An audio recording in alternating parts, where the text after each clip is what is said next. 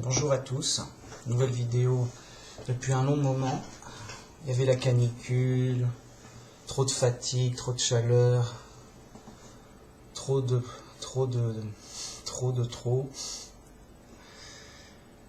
Mais voilà, après un long moment,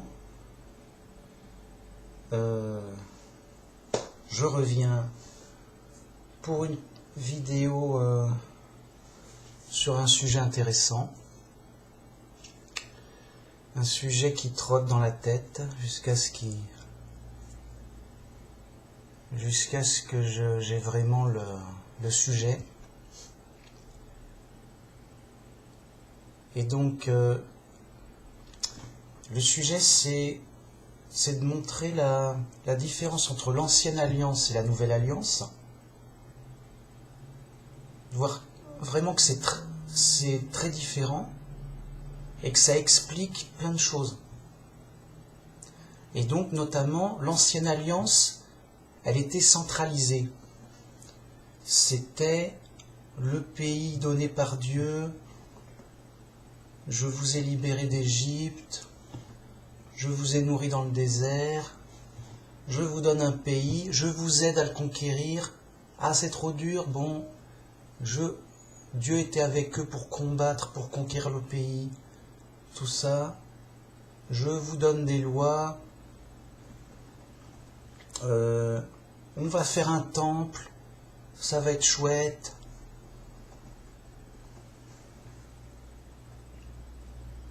Et on fera comme ça, en fait de manière classique, centralisée.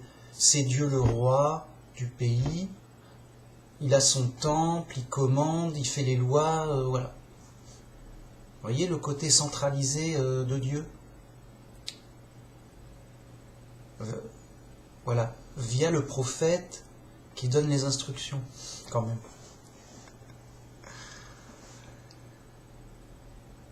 Et à un moment, Dieu dit, à un moment je vous donnerai un roi.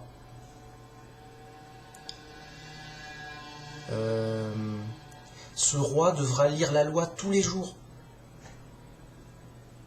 C'est comme ça, c'est moi qui décide. C'est pas. Vous voyez, il y a un côté. C'est Dieu le roi du pays d'Israël. Je vous donne à tous les lois que je commande le pays, c'est moi qui commande. Et je vous donnerai un roi plus tard en temps voulu. Et ce roi devra lire la loi tous les jours parce que quand même, il devra vraiment... Voilà, c'est pas lui qui commande, enfin c'est pas lui qui décide, c'est lui qui gère le pays, qui va gérer le pays, mais sous mes instructions. Donc il devra connaître par cœur mes instructions. Vous voyez ? Il dit, ouais, mais Dieu, il a dit ça, machin. Je sais pas si on se rend compte, le roi doit lire la loi tous les jours. Alors, à vérifier, je vais pas donner des citations, des versets, tout ça. On va me dire, c'est nul, où sont tes preuves, machin. Non, les gens ne s'intéressent pas aux preuves. Donc je donne le cadre global, vite fait.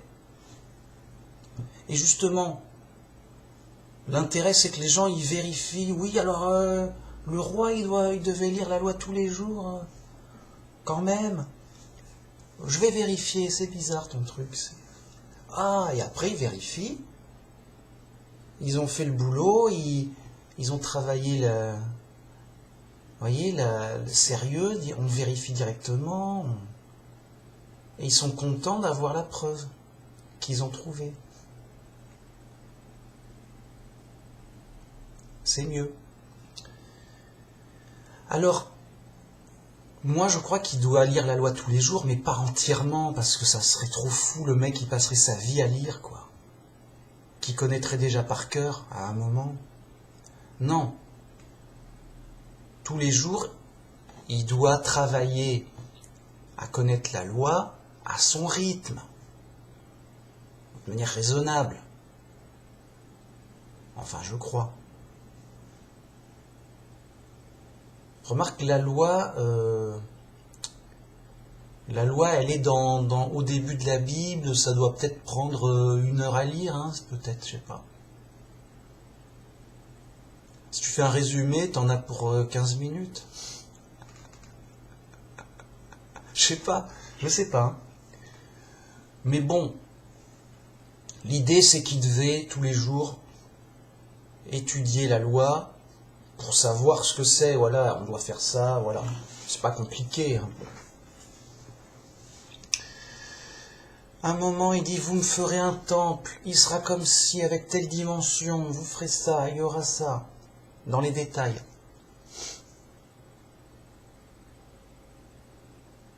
Déjà, c'est bizarre. Dieu, il dit, vous me ferez un temple comme ceci, de telle forme, avec telle dimension. Bon. Ça fait penser à l'arche de Noé. Tu feras C'est pas vraiment un bateau. C'est une arche. Genre de gros caisson. Tu feras telle dimension sur telle dimension. Pourquoi? C'est moi qui ai calculé pour les animaux, pour les réserves, tout. C'est calculé pour, t'as pas à t'embêter. Ok.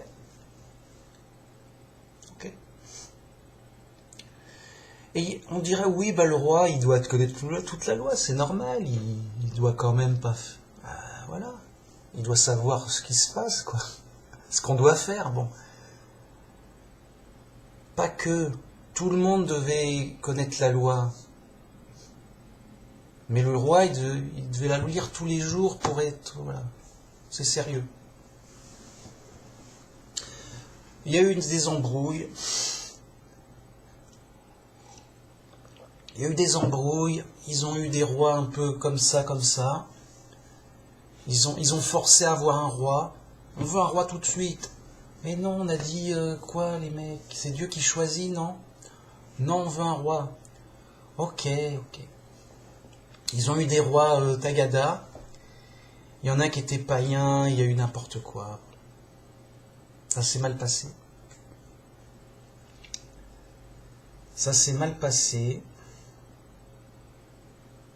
Mais voyez, il y avait quand même... Parce que Dieu, c'était le roi du pays, mais...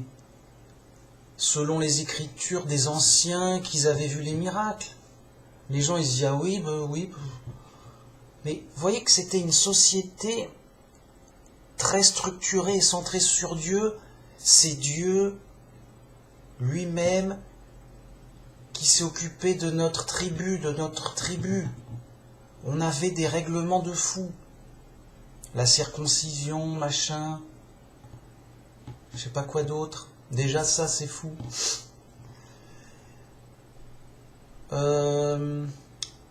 Il nous a accompagnés nos ancêtres. Il a prédit 300 ans d'esclavage. Abraham a dit, c'est quand que j'aurai toute cette terre en héritage? Après 300 ans d'esclavage, ça viendra. Sérieux, c'est fou. 300 ans d'esclavage, prédit.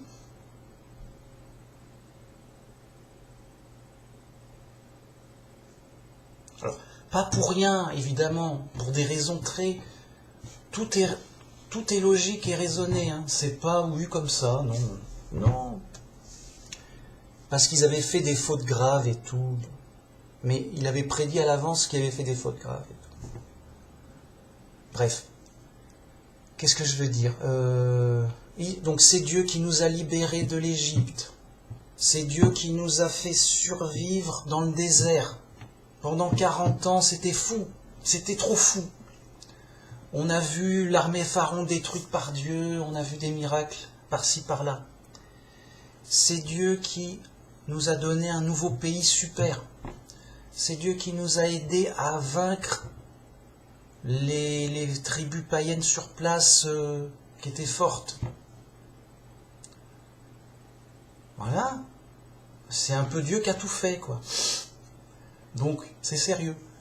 Donc, tu es là dans cette culture de c'est Dieu qui est avec nous, qui nous accompagne, qui a fait tout ça, avec nos ancêtres et tout, c'était sérieux tout. Il nous a donné un règlement très costaud, difficile. On doit tuer ceux qui désobéissent. C'est simple. C'est la loi, c'est sérieux. C'est hors la loi, t'es tué. C'est pas compliqué. Alors, en général, après il y a peut-être des petits trucs où il y a des peines, je sais pas quoi, mais en gros, pour simplifier, voilà, c'était comme ça. Ok ? Donc, vous voyez, c'est vraiment Dieu qui est au centre du pays. On doit apprendre ses lois, tout. Il y a des sacrifices animaux tout ça. Il y a des prêtres, c'est organisé par Dieu, tout. C'est trop spécial. C'est différent des autres pays, quoi. À un moment, Salomon, il construit le temple. On est riche. Oui, Salomon, il était riche. Grâce à Dieu, vraiment. Il dit, tiens, je vais peut-être construire le temple. Ça coûte cher. Il construit un super temple, comme c'est écrit, machin. On fait les sacrifices d'animaux dans le temple, il y a des trucs, il y a des miracles un peu, je sais pas, c'est spacé. Vous voyez, tout le pays était centralisé sur Dieu. Il ramenait des sacrifices à Jérusalem, sur le temple. Il y avait des cérémonies. Tous les nouveau-nés devaient aller au temple se faire circoncire, tout ça.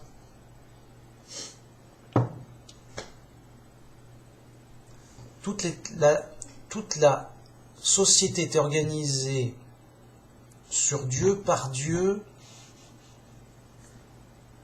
de longue date, depuis le début, depuis la tribu d'Abraham, avec des miracles un peu partout pour dire que c'est Dieu qui s'en occupe.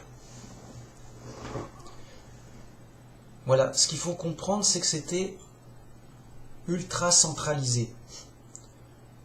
C'est les prêtres qui décident, qui organisent tout, c'est eux qui savent la loi, tout, ils interprètent, ils font.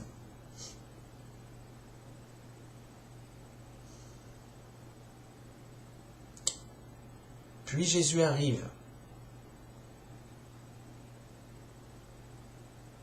Et il y avait les Samaritains, eux, ils étaient un peu à part, ils disent non, nous, on fait un culte à Dieu sur la montagne. Ailleurs, sur une montagne, je sais pas où. Bon, qu'importe. Et vous faites un culte de Dieu dans votre temple à Jérusalem. C'est qui a raison ? Jésus répondit, la vérité vient des Juifs. C'est vrai. C'est à Jérusalem, c'est centralisé au temple, tout. C'est eux qui ont raison, c'est vrai. Mais le temps arrive, il est déjà venu, où on n'adorera plus Dieu dans le temple, où on n'aura plus besoin d'adorer Dieu dans le temple. Car Dieu cherche des adorateurs en esprit et en vérité. Et on n'aura plus à adorer Dieu dans cet endroit, centralisé dans cet endroit précis. Voyez ? Et donc, avec Jésus, il y aura une décentralisation. Une nouvelle alliance toute différente. Et Dieu a dit, j'écrirai ma loi dans leur cœur, dans une alliance très différente de l'ancienne alliance que j'ai faite avec leurs ancêtres. J'écrirai ma loi dans leur cœur et ils seront centrés, décentrés. Ils auront Dieu avec eux, quoi. Il n'y aura plus de centre sur terre à part Dieu, qui est partout. Mais pourquoi on change tout? Et bien justement, au début, ça va de manière classique, conventionnelle. Les païens font un peu pareil, ils font un grand temple au milieu de la ville. On amène des sacrifices. C'est notre grand Dieu. Enfin, c'est les dieux, on a plusieurs dieux, machin, mais ça va. Les dieux ceci, les dieux cela. Il y a toute une légende à dormir debout. Alors que dans la Bible, c'est étonnant, mais c'est très construit, très chronologique, très sérieux. C'est de l'histoire. Les mecs, ils arrivent, histoire géo, Dieu a fait ceci, voyez, c'est l'histoire de ton peuple avec Dieu, qui a fait tout.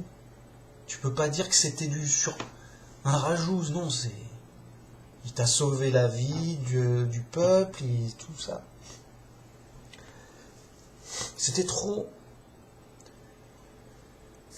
clair. C'était comme si on te disait, cours d'histoire géo, voilà ce qui s'est passé avant, dans tel lieu, puis après dans tel lieu, à tel moment, jusqu'à nous, machin.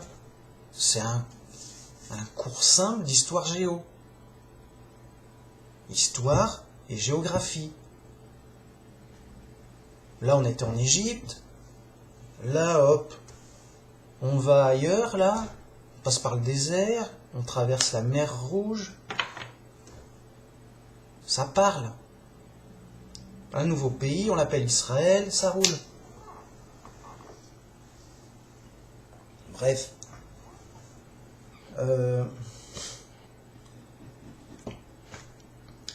Donc avec Jésus, le but, c'est d'aller au fond des choses. C'est pas oui, Dieu c'est le roi, il est trop fort et tout. C'est, avec Jésus, on va au fond complet des choses, et au fond, c'est l'essentiel, et l'essentiel, au cœur des choses. On va au cœur des choses, vous voyez dans l'expression, on va au cœur des choses. J'écrirai ma loi dans leur cœur. Pourquoi le cœur? Qu'est-ce qui se passe? Pourquoi pas la tête? Je sais pas où. Pour dire au fond des choses, au fond d'eux-mêmes. Et au fond des choses, c'est que Dieu est notre Père qui nous aime. Il veut nous sauver, il veut notre bien. Voyez? Donc il y a un problème grave, on est en danger, il veut nous sauver. Bon. Le fond des choses, voyez, c'est différent des apparences de l'extérieur. Donc au début, on avait une religion, c'était la vraie religion, mais elle était conventionnelle, elle était d'apparence claire. C'était, il y a un temple, c'est le temple de notre Dieu, c'est lui qui dirige, il a fait les lois, il protège le pays, je sais pas. C'est clair, c'est le roi, c'est le chef, c'est lui qui décide, c'est Dieu. Il a tout fait, voilà. Et en fait, à un moment on dit, mais Dieu n'habite pas dans un temple, car ni la terre ni les cieux ne peuvent le contenir. Dieu, il est au ciel. Mais qu'est-ce que ça veut dire, il est au ciel? Il est dans les nuages. Alors, bah oui, les gens, ils sont perdus. Il est dans les nuages, il est sur la lune. On voit la lune là, il y a quelque chose. Ben, il est dans le soleil, c'est ça. Et il y avait des adorateurs du soleil. Mec, tu nous saoules avec Dieu. Oui, mais Dieu c'est le soleil, il est au ciel. Quoi? Quoi? Dieu c'est... Oui, il brille, lui nous donne la vie. Il nous donne la lumière. La vie, la chaleur, tout. Dieu c'est le soleil. Il y avait des adorateurs du soleil. Je dis, mec, t'as pas dit ça, mec? Qu'est-ce que tu fais? Ils étaient tagada, ils étaient brus, je sais pas, ils n'avaient pas le temps de réfléchir, je sais pas. Ils adoraient le soleil, c'est simple, c'est grand, ça patate, ça se voit, c'est clair. Le soleil, c'est clair. On va vénérer le soleil, on respecte ce qui est supérieur à nous. Voilà. Comme ça. C'est un début. Vous voyez, mais les gens ont besoin de se raccrocher à quelque chose. Donc il y a une apparence de soleil, allez hop, ça marche. C'est un... Voilà. Nous, c'est concret. Vous voyez, c'est délicat, c'est des... Non, ça va pas. Donc ça fait des idolâtres du soleil. Le soleil c'est Dieu, Dieu c'est le soleil. Ne m'embête pas. Dieu il est au ciel. Hein? Alors il est où? C'est pas la lune, le soleil c'est mieux. C'est pas un nuage, enfin. Le soleil, mec. Oh, c'est pas vrai. Non. Non. Dieu il est au ciel. Mais, voilà. Alors peut-être... C'est mal exprimé, je sais pas. Ça veut pas dire en haut. Vous voyez, c'est ça le... Il y a un malentendu, c'est pas possible. Ça veut pas dire Dieu il est en haut, mec. Où ça en haut? Très haut. Quelque part. Non, Dieu il est pas en haut. Il n'est pas dans le soleil, sur une planète, dans une autre galaxie. Les témoins de Jéhovah, ils disent ouais, mais Dieu, il est loin, dans le ciel. Il est loin où? Très loin, pas grave, il est loin, dans une planète, je sais pas où. Ou pas de planète, qu'importe. Et lui, ok. Non. Quand on dit Dieu au ciel, ça ne veut pas dire qu'il est en haut. C'est-à-dire, il est grand. Dieu est grand. Grand. Et donc, le ciel, c'est pour montrer qu'on zoome, qu'on prend le... Comment dire ça? Dieu est large. Je sais pas comment dire. Dieu est grand, il est large, il est étendu. Il est ce qu'il y a de plus grand. Voilà. La terre et le ciel ne peuvent le contenir, c'est écrit.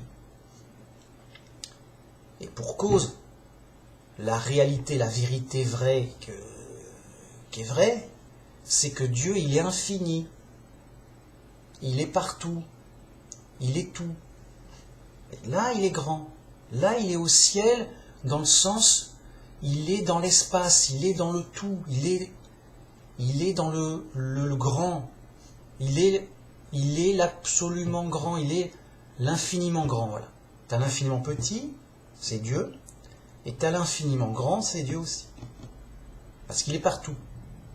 Et donc, c'est pour dire aux gens, Dieu, il est infiniment grand.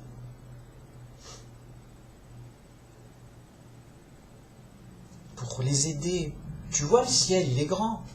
Ben, il est au ciel. Il est grand. Il est... Voyez. Alors c'est vrai. Ce que je dis, c'est un savoir. C'est pas, oui, tu le vois comme ça. Non, mais bon, moi je l'aurais plutôt vu sur la Lune. Mec, c'est limite blasphématoire. Alors Dieu, voilà, les témoins de Jéhovah blasphèment Dieu. Ils disent Dieu, il n'est pas omniprésent. C'est comme s'ils disaient Dieu n'est pas tout puissant. Il fait ce qu'il peut. Mais c'est pas Dieu. T'as un faux Dieu, qu'est-ce qui se passe? Dieu, il n'est pas éternel. Non, mais il vit très longtemps. 1 million d'années. Ça va, mais c'est pas Dieu. Mais comment tu le sais? La logique, mec. Elle le sait, la logique. C'est un savoir. Pourquoi je dis tout ça? Donc Dieu extrêmement grand, ça. Il a centralisé sa religion pour que ce soit palpable, visible, concret. On vous fera un temple, vous ferez des lois, vous vous rappellerez de ce que j'ai fait. C'est votre Dieu qui vous a parlé. Dieu, il a visité Abraham. Seigneur, viens manger à ma table, je suis ton serviteur. Oui, allez, on va manger un petit coup chez Abraham. Et c'était vraiment Dieu, mais avec une apparence humaine miraculeuse, évidemment. Mais voyez, Dieu il est partout. Si Dieu te parle comme pour Job ou comme pour Moïse d'un nuage ou du buisson ardent, tu dis bah Dieu il est là, il m'a parlé, il est là, il m'a parlé de là. Quoi, Dieu il est là? Ben, il m'a parlé d'ici. Il m'a pas. Ben oui, mais non. C'est un artifice, un miracle pour se faire entendre simplement. Dieu, il est invisible. Il dit, t'as vu Dieu? Non. Ben, t'as pas vu Dieu, m'embête pas. Mais non, mais... Ah, Dieu. Pourquoi il est invisible? Ben, c'est l'absolument grand. Non, tu peux pas voir l'infini, bon. Que dire d'autre?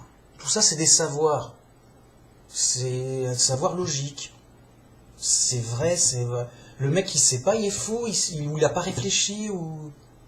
C'est l'un des deux, hein. Soit il est ignorant parce qu'il n'a pas eu le temps de réfléchir. Quoi? Qu'est-ce qu'il sait? Qui? Quoi? Bon, t'es ignorant, mais...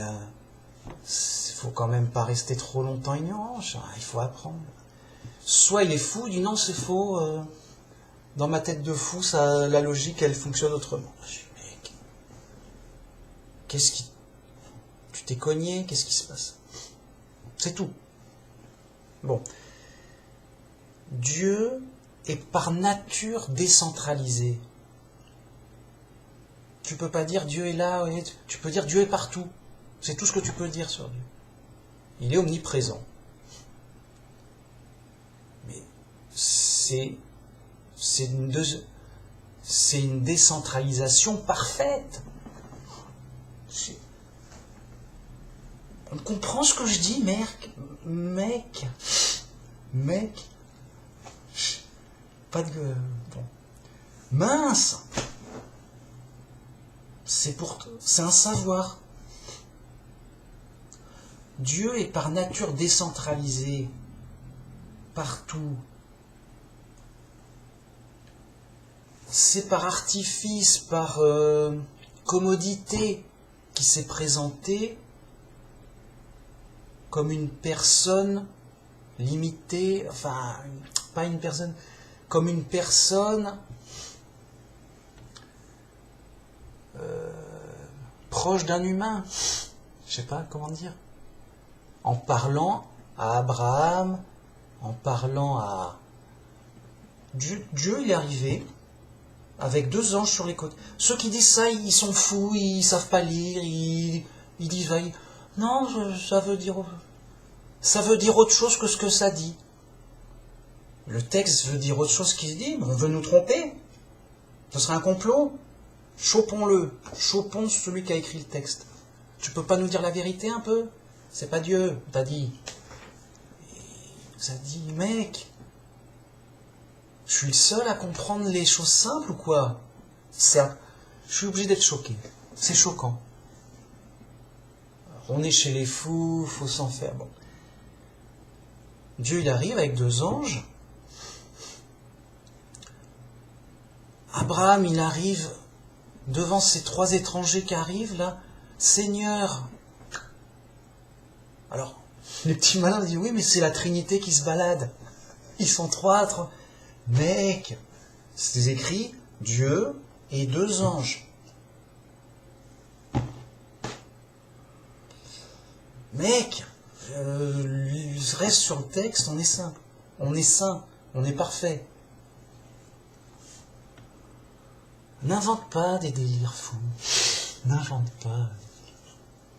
C'est faux, ça va faire du mal, mec. La folie, c'est ce qu'il y a de pire dans l'univers. Ça amène mathématiquement malheur. Répète après moi. Je ne serai pas fou. Ça fait mal. Bon. Il arrive, Seigneur ne passe pas parce qu'il a été inspiré. Il a vu 3 étrangers. Il n'a pas reconnu Dieu visuellement. Il a été inspiré avant par une vision de Dieu. Tout d'un coup, voilà, par inspiration, il a senti que c'était Dieu qui arrivait avec 2 anges. Seigneur, ne passe pas sans prendre un repas. Ok, prépare-nous à manger, ça va être chouette. Ils mangent, les mecs. Ils mangent, mais ça fait... Oui. Ils mangent. Ils discutent, tout ça. Et il y a Dieu, il parle. Je ferai ceci, je te donnerai un fils, tu auras un fils. L'année prochaine, on est potes et tout.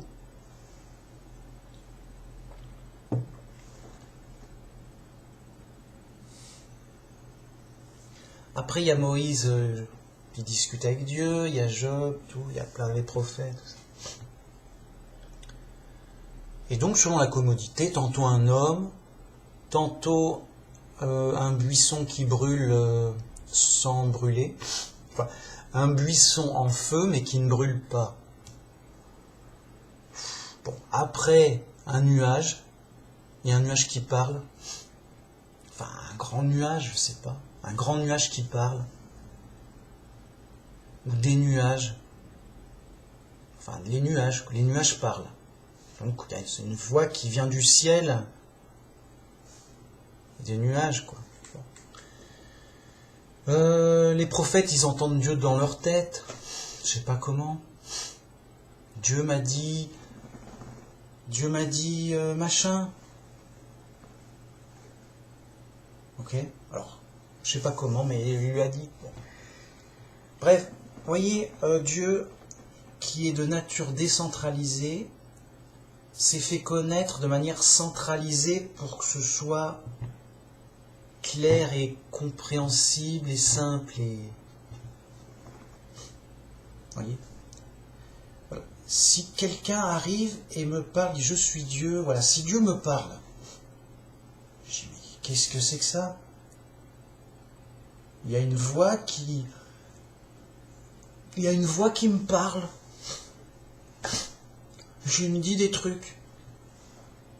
C'est pas normal.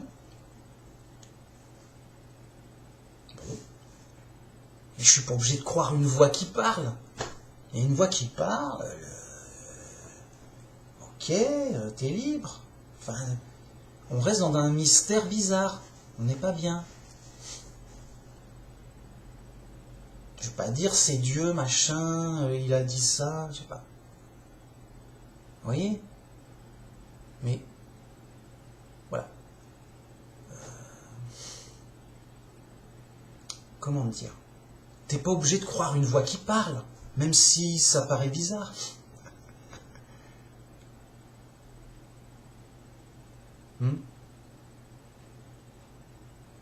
Les nuages parlent. Alors c'est sûr, ça impressionne. Bon.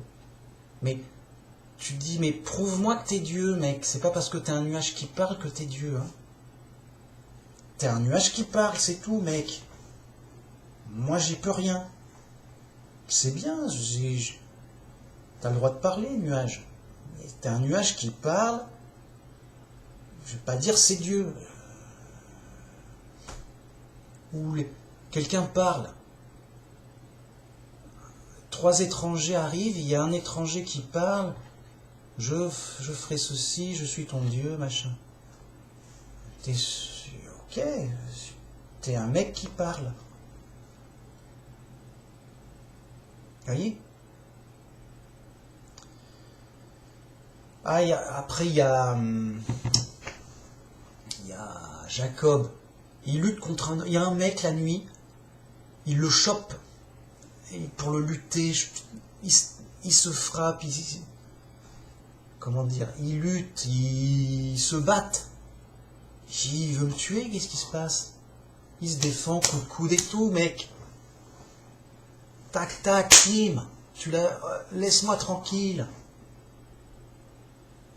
Le mec est trop fort, il se fatigue, il n'en peut plus. Bon, oh mince, c'est tout. T'es fort, tu t'appelleras Israël, car tu as lutté contre Dieu et tu as été plus fort. Le mec a lutté contre Dieu, il est le plus fort, c'est tout. Déjà, c'est bizarre. Puisque c'est même choquant. Alors les fous vont dire, non, il n'a pas lutté. Non, si, le texte le dit, m'embête pas. Jacob dit, ne pars pas sans me bénir. Après, voilà, je sais plus. Et quel est ton nom? Pourquoi demandes-tu mon nom? Il est merveilleux, et il se barre. Le mec, il dit, tu as lutté contre Dieu et tu as gagné. Quel est ton nom? Bah, tu connais le nom de ton Dieu. Pourquoi tu demandes mon nom? Il est merveilleux. Je me barre. Bref, Jacob a lutté contre Dieu, mais alors Dieu avait pris apparence humaine, avec des forces humaines pour... Alors, c'est pas qu'il aurait pas pu gagner, mais pour tester le bonhomme, c'est tout. Le mec se défend, ok. Alors, pourquoi... Alors, justement pour dire, mais pourquoi il se frappe, machin. Donc là, j'interprète. Ça, c'est l'effet brut. On te dit l'effet brut. Ça se trouve, c'est un fou qui se prenait pour Dieu. On t'appellera Israël, et hop. Et c'est parti. Je m'appelle Israël, et je fous d'Israël, et tout ça. Ah, et après, il y a des miracles. Je veux que Dieu dit, ah bah tiens, pourquoi pas. N'importe quoi. Tout est bien construit. Alors, mon interprétation est simple. Dieu a pris apparence humaine pour lutter vraiment contre Jacob, mais pas pour voir s'il se battait bien, pour montrer qu'il lutte contre Dieu, enfin, qu'il lutte, oui, contre Dieu, d'une certaine manière, mais à la loyale, et voilà, mais pour le montrer concrètement, ce qu'il avait fait réellement, spirituellement avant. Avant, Jacob avait volé à son frère aîné la bénédiction de son père, Isaac.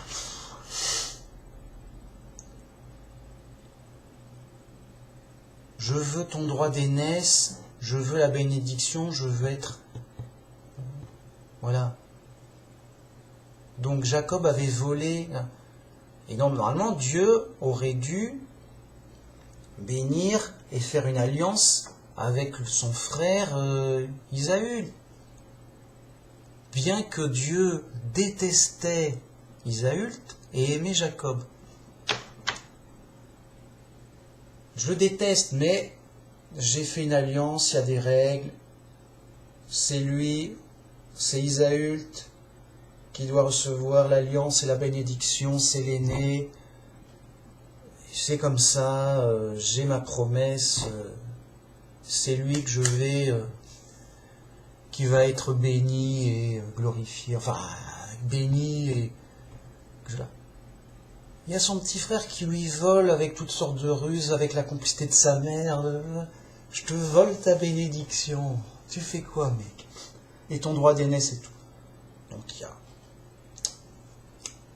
il y a un conflit, il y a un challenge, il a le droit, il n'a pas le droit. Comment on fait? Normalement, c'est Isaülte, mais il a vendu son droit d'aînesse à son frère.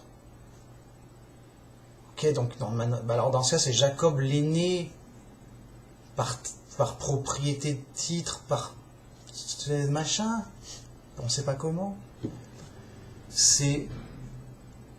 Et après, il a volé la bénédiction de son père vers la fin de sa vie.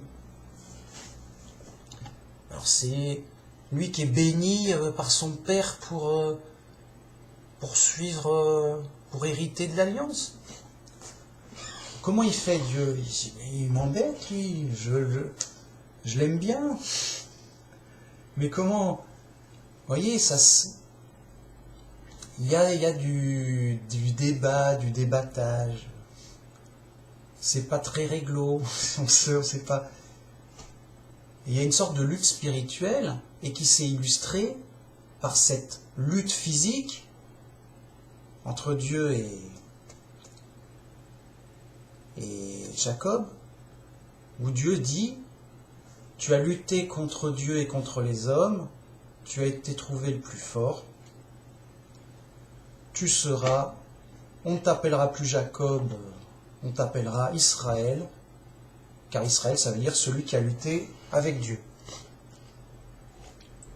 C'est ok, ça devait se décider, c'est toi qui vas poursuivre l'alliance, c'est toi l'héritier. C'est une mise en scène pour illustrer clairement le débat, le challenge, le conflit qui s'est résolu. Je te bénis, on n'en parle plus. Alors, c'est quoi ces interprétations à Manu Max? C'est celle qui me semble la plus vraisemblable. Voilà. Mais qu'importe, qu'on s'en tienne au moins aux faits.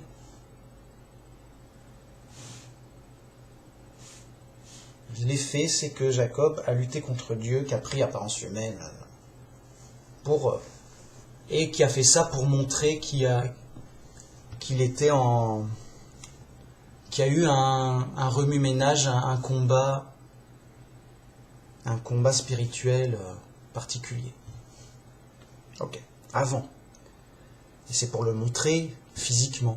Tu as lutté contre les hommes et Dieu, et tu as été trouvé le plus fort.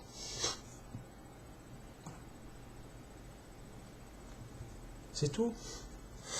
Bon. Vous voyez, cette centralisation même sur la personne de Dieu, sur sa personne.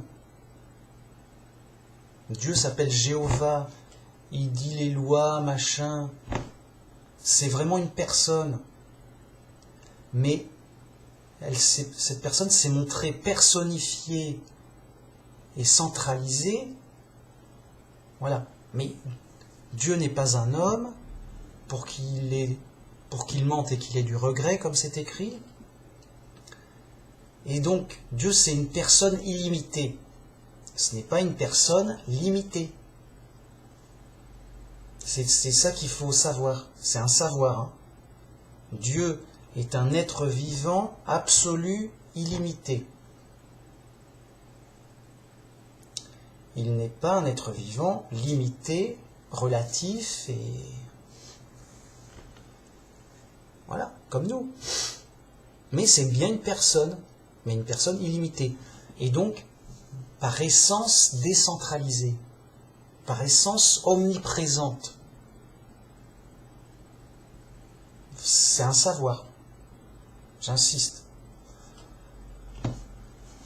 Après, voilà. Alors, comment le savoir et tout? Bah, tu réfléchis avec la logique. Voilà. Un petit boulot rapide à faire. Enfin, ça dépend pour qui, mais c'est du boulot. c'est pas forcément rapide, mais qu'importe, c'est pas une question de rapidité, c'est une question de... Voilà, on te demande pas de calculer rapidement, on te demande de calculer juste. Moi, que le mec, il ait mis 3 ans pour savoir qu'un plus 1 est égal à 2, ça me va, hein, tant qu'il me dit qu'un plus 1 est égal à 2. Si le mec, il me dit autre chose, ça me va pas. Au final, il faut quand même calculer juste. Vrai. 1 plus 1, ça fait 2. C'est à savoir. Donc, vous voyez, il envoie Jésus en sacrifice pour toutes les fautes qui fait qu'on est séparé de Dieu, afin qu'on retrouve Dieu dans son cœur, dans son centre, dans son essence, dans son plus profond de lui. Et c'est que Dieu, c'est notre Père qui nous aime. Et pour aller au fond des choses, j'écrirai ma loi dans leur cœur, dans leur intérieur, dans leur cœur. Et comme Dieu est de nature décentralisée, cette alliance sublime, absolue, complète, finale, elle est décentralisée, et vous allez comprendre la suite du sujet qui va tout seul. C'est de la logique qui se découle tout seul. 1 plus 1 est égal à 2, et bien 2 plus 2 ça fait 4. Et 4 plus 4 ça fait 8. Suite logique. Donc on était dans une religion ultra centralisée qui donnait des repères, des normes, des facilités, c'était clair. C'était on t'a demandé de faire ça et pas autrement. Tu dois ne pas travailler le dimanche, tu dois te reposer, voilà, par exemple. Voilà, des trucs simples, quoi. Alors pour l'époque, qu'est-ce que je veux dire? Jésus arrive, la vérité vient des Juifs, mec. C'est évidemment au temple qu'il faut aller prier Dieu comme c'est écrit dans la loi, machin. Voilà, la vérité vient des Juifs. Mais le temps arrive, et il est déjà arrivé, où les vrais adorateurs de Dieu l'adoreront en esprit et en vérité. Je ne sais pas comment c'est écrit exactement. Non, mais le temps arrive où les vrais adorateurs ne l'adoreront plus au temple. Car Dieu cherche des adorateurs en esprit et en vérité. Et donc, on va l'adorer, mais pas au temple, pas à droite ou à gauche, en esprit et en vérité. Là où on est, quoi. Donc, il n'y aura plus de temple pour faire des rituels, des tagadas, des cérémonies, des messes interminables. C'est pour les zigotos. Enfin, c'est antichrist. C'est l'ancienne alliance. C'est ne pas reconnaître le Christ. Alors, en l'occurrence, là, s'ils l'ont reconnu, mais c'est pas l'écouter. C'est ne pas écouter le Christ. Bon. Et c'est tout le travail de Babylone la Grande. Voilà, le christianisme centralisé et organisé, c'est Babylone la Grande. Le vrai christianisme, c'est le vrai christianisme décentralisé et informel. Et donc, d'où mon titre, c'est la communauté. L'Église, c'est la communauté des chrétiens. C'est l'ensemble des chrétiens. L'assemblée des chrétiens, il y a des chrétiens. Ils se sont rassemblés, pourquoi pas, mais à l'époque, ils se rassemblaient en cachette dans des coins pour discuter, pour s'instruire de la loi, tout ça. Enfin, de l'évangile, pas de la loi. Il n'y a plus de loi. Il n'y a plus de loi grâce à Jésus. il n'y a qu'une bonne nouvelle et des commandements de Jésus qui se résument à aimer son prochain, même ses ennemis. Avec ça, va centraliser quelque chose. Même le commandement de Jésus, il décentralise. Si un zigoto dit, viens, on va centraliser notre religion, on va construire une grande cathédrale, on va avoir besoin d'argent, d'armée pour protéger nos biens et la cathédrale et tout ça. Je dis, aime ton prochain, même tes ennemis. Les ennemis, ils veulent casser notre cathédrale et prendre notre argent. Si on veut prendre ton manteau, donne-lui aussi ta tunique. Ben, c'est pas comme ça qu'on va faire une cathédrale. Alors on me vole mon manteau, je dois encore donner ma tunique. Ben, la cathédrale, elle n'est pas finie. La cathédrale Sagrada Familia là, en Espagne, ils l'ont enfin fini, les mecs. C'est du beau, c'est du fric, mec. C'est pas rien, c'est fou. C'est juste fou. C'est juste fou. Et ça demande beaucoup d'argent. J'espère qu'on nous a pas volé grand-chose, les mecs. Faudrait... Hein? Et il faut la protéger, cette cathédrale. Ça serait dommage que des ennemis la bousillent, hein, non plus. Ça va, point de vue argent et armée? Vous êtes bon? Ça va. Bah, vous avez fini la cathédrale? Ça a coûté une blinde, c'est la plus grande de je sais plus quoi du pays, ça va? Bon, eh ben on est bien centralisé, c'est bien les mecs. On est bien centralisé avec un pouvoir fort. On est bien, on est les plus forts, mec. On fait ce qu'on veut, mec. On fait ce qu'on veut avec le christianisme. C'est nous, Babylone la Grande. Ziva, rien à foutre de rien. Rien à foutre de rien. Mais non. Quand même, la Bible, l'Évangile, rien à foutre. Voyez, ils sont revenus à une religion matérialiste classique. On va construire du lourd, du costaud, faut que ça se voit, faut que ça pète, faut que ça coûte. Mince! Les gens ne voient pas l'évidence du vrai christianisme. Et pour cause, le vrai christianisme ne se voit pas que par une chose. Jésus disait, on verra que vous êtes mes disciples, donc les vrais chrétiens, c'est vous, parce que vous avez de l'amour entre vous. À ça, on reconnaîtra le vrai chrétien. Et la cathédrale, non, on s'en fout. Donc, on te vole ta cathédrale, donne encore la chapelle. Mais il faut tout bousiller, ben voilà, c'est cadeau. Vous voyez, c'est pas possible. C'est antinomique. Mais, voilà. L'Ancienne Alliance était faite pour son temps, pour préparer le terrain, pour savoir de quoi on parle. Et après, la Nouvelle Alliance, elle est là pour dévoiler le fond des choses. Mais c'est le fond invisible des choses.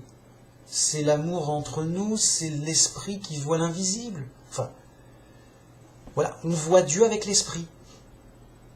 On ne peut pas le voir avec les yeux. Vous voyez? Donc je vois Dieu avec l'esprit, dans le sens, je sais que Dieu existe grâce à mon esprit et la logique simple. Mais je ne peux pas le montrer, Vous voyez? Et Dieu cherche des adorateurs en esprit et en vérité. Et on voit le fond des choses et l'essentiel qu'avec l'esprit. Mais de manière simple et claire. Et donc, Jésus il arrive pour décentraliser tout ça, avec une nouvelle alliance simple à pleurer, dont il est le sacrifice lui-même pour payer l'alliance, pour payer, valider tout ça. Et on est dans le pur, on est dans le parfait.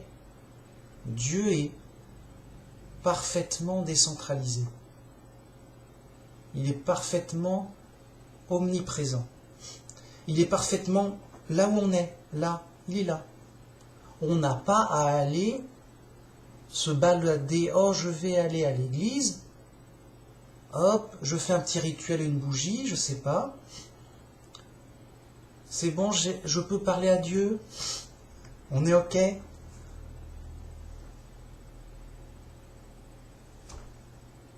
Bon. Et bien pareil pour la communauté des vrais chrétiens. Les apôtres, ils étaient dispersés pour faire des petites communautés, mais de petits groupes juste pour les instruire de la bonne nouvelle. Et une fois qu'ils savent bien tout, hop, Paul il part ailleurs pour faire une autre église ailleurs. Vous voyez? Jésus disait, là où 2 ou 3 sont rassemblés en mon nom, je suis là avec eux. Ça veut dire quoi? Ça veut dire que c'est une question de 2 ou 3 personnes qui discutent de Jésus. Voilà. Et c'est ce qu'il faut pour parler de Jésus et donner la bonne nouvelle. Tu rencontres quelqu'un, éventuellement il y a un autre ou 2 qui sont à côté, qui sont intéressés, ben ça fait 2 ou 3 personnes, on discute. On ne fait pas ça dans un stade de foot. C'est informel entre nous. Là, du coup, je discute tout seul. Donc, ça vaut pour... À la limite, ça vaut pour des prunes. Vous voyez?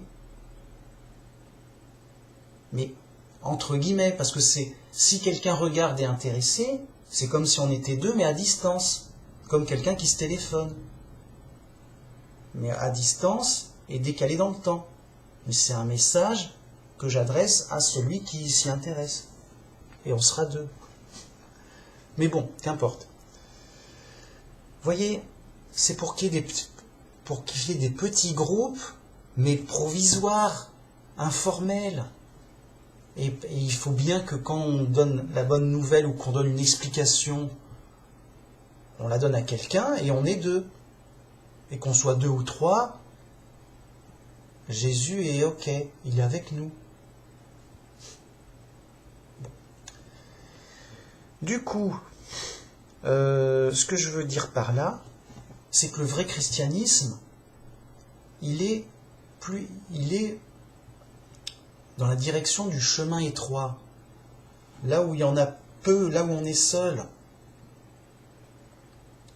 Et au contraire du chemin large et spacieux de la perdition, de Babylone la Grande, qui justement, elle centralise la religion. Il y a des spécialistes, comme ça les mecs. Ah, mec, t'as vu, je suis un spécialiste de la Bible. Ah ouais, mais pourquoi t'es bizarre? J'ai mon costume, je suis un spécialiste de la Bible, et je te raconte ce que dit la Bible, t'as pas besoin de lire la Bible. Ou de la comprendre. C'est compliqué, la Bible. C'est compliqué. On n'y comprend rien. Je te l'explique, c'est mon métier, je suis bien payé pour ça, je sais pas quoi. Ou j'ai un diplôme, j'ai travaillé le latin, je sais pas quoi. Et une fois que tu centralises la religion, t'as un petit concile, un petit conseil avec le pape et tout, les mecs, ils font ce qu'ils veulent.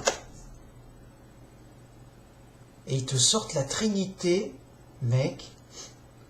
C'est un truc dégueulasse, mais dégueulasse, qui n'a pas de sens, qui n'a pas lieu d'être. Ça vient de nulle part. C'est pas expliqué dans la Bible, c'est de l'ésotérisme. Il dit vague et tout. Bon, les mecs, on est bien centralisés, on est tous d'accord. Ouais, c'est toi le chef et on tuera ceux qui sont pas d'accord et voilà. On est bien structuré, organisé, on a l'argent, on a la force, on est solide, on s'y tient, mec. On s'y tient, hein, on a écrit et la Trinité, c'est ceci et cela. On s'est réunis, on a discuté. Eh ben, grâce à cette centralisation infâme et détestable et corrompue et même comment dire, enfin, c'est des imposteurs, c'est de l'imposture. Ils se font passer pour des saints, ils se font passer pour le message de Dieu, les mecs. Je te raconte la trinitoche. Elle dure dans le temps, c'est bien structuré, ça. Le mensonge tient bien, est imposé. Et même à notre époque, où on va plus te tuer, on va plus brûler les hérétiques. Tu es libre, mec, tu as la Bible, c'est bien, mec. Ça perdure. Les gens ont besoin de dire, ouais, non, mais où est mon groupe? Par idolâtrie, où est mon... J'ai besoin d'un point de repère. Où est le soleil? Voilà, c'est le soleil, mon Dieu, je le vois. Donc les gens sont comme ça. Où est la cathédrale? Là, il y a une grande cathédrale. Oh, mon Dieu. C'est énorme. La cathédrale, c'est leur Dieu, entre guillemets. C'est énorme, c'est là où Dieu habite. Je vais aller à la cathédrale pour prier Dieu, il va m'entendre. Il est là. Et il y a les prêtres et tout, et Tagada, et je te raconte la trinitoche. C'est infâme, c'est de l'imposture, c'est dégueulasse. Les mecs, il y a des concours de fous. Les mecs c'est leur boulot. Leur boulot, c'est de faire le pire autant qu'ils peuvent. Et ils l'ont fait. Babylone la Grande, donc, les catholiques et les autres, cherchent à faire... Leur boulot, c'est de faire le pire possible. Ils peuvent pas faire pire, là. On est sur de la trinitoche, déjà. Ils ont divisé Dieu en 3. Pour les connaisseurs. Qu'est-ce que je veux dire d'autre? Oui, cette imposture, elle reste solide grâce à cette centralisation organisée comme il faut. Et c'est normal. C'est le chemin large du monde, c'est les coutumes païennes du monde. On le sent comme ça. Je le sens bien, mec. Il y a une atmosphère, il y a une cathédrale, il y a de l'encens, il y a des vitraux, ça t'éblouit, t'es ailleurs, mec. Et je suis où, là? Il y a une atmosphère, ça résonne. Oh, c'est la cathédrale sacrée, on est chez Dieu. Prosternez-vous, pauvres mortels. Laissez-vous guider par la voix du prêtre fou. On est chez les fous, c'est s'appeler aux fous. C'est tout ce qu'il faut retenir. On est chez les fous, c'est un savoir. Il se trouve que s'appeler aux fous, mais c'est fou, mais s'appeler aux fous, c'est normal, c'est fou. Si les fous, ils aimaient pas la folie, à un moment, on n'en veut pas, mec.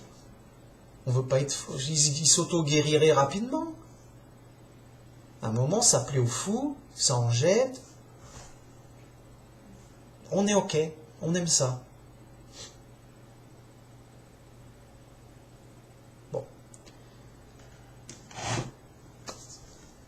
Avec Jésus, vous voyez, on est dans une pure décentralisation. Les mecs, on disparaît. On est les plus faibles. On est les plus faibles. On n'a pas de costume. Ah, mais tu as le costume du vrai chrétien. Quoi? Tu parles comme un vrai chrétien, toi. Hein? Puis, je suis moi, ça va? Ça se voit pas, mec. Les mecs sont faibles, on les voit pas, ils sont ordinaires. Mais fouettez-vous au moins, montrez que vous êtes faible, je sais pas. Non, vous fouettez pas. Même pas. Qu'est-ce qu'on va faire de vous, les mecs? Ça se voit pas. On est juste sur de la simple vérité brute, forte, logique. C'est du solide. C'est à la vérité solide qu'on reconnaît le vrai chrétien, et à l'amour. Vous voyez, la vérité, c'est qu'il suit la Bible comme c'est écrit. Et la Bible dit, mon commandement, c'est que vous aimez votre prochain et même vos ennemis, c'est là toute la loi et les prophètes. Ça résume toute la loi. Ok. Et voyez ce chemin, c'est un peu, voilà, au début t'es fifounet, voilà, tu nais ignorant. T'es instruit par des ignorants, t'es fifounet, qu'est-ce qui est vrai, qu'est-ce qui est faux, où est-ce qu'on va, qu'est-ce que quoi, pourquoi tu me parles. À un moment, tu t'intéresses un peu à tout, tu dis oui, est-ce qu'il y a un Dieu, pourquoi pas, je sais pas quoi, machin, ça, oui. Donc, tu t'intéresses à Dieu, tu dis bah, là il y a des grands monuments, il y a des gens, il y a des groupes bien organisés qui parlent de Dieu, ils doivent savoir quelque chose, ils vont peut-être m'expliquer 2-3 trucs. Donc tu rentres naturellement chez des groupes d'ignorants, de faux chrétiens, mais qui t'instruisent en gros du christianisme et de la base. Ah d'accord, c'est ça le christianisme. Non mais ça c'est... ouais, pourquoi pas, c'est chouette. On est sur de la foire fouille, on est sur du on n'est plus sur du côté du divertissement. Il faut que ça swing. Voilà, ça swing, du swing chrétien, il y a des trucs, il y a des miracles, il y a des sensations, il y a des émotions, quoi. Il se passe des choses. Il y a eu des trucs, quoi. Il y a du spectacle, il y a des miracles, voilà. Ok, il y a des miracles, c'est intéressant. On y va. Alors je parle pour l'évangile. Il s'est passé des choses, il est ressuscité, qu'est-ce qui se passe? On comprend rien, mais voilà, c'est sympa. Et donc on est centralisé dans Babylone la Grande, qui est en gros le vrai message, hein, mais large, quoi. C'est le vrai message, mais large. Hein. Oui, le christianisme, c'est vrai. Oui, Jésus, c'est le Fils de Dieu. Oui, Dieu, voilà, il va nous sauver. Ensuite, c'est là où Jésus intervient, où le vrai christianisme intervient. C'est que la personne sincère de connaître Dieu, de connaître la vérité, de ne pas se tromper,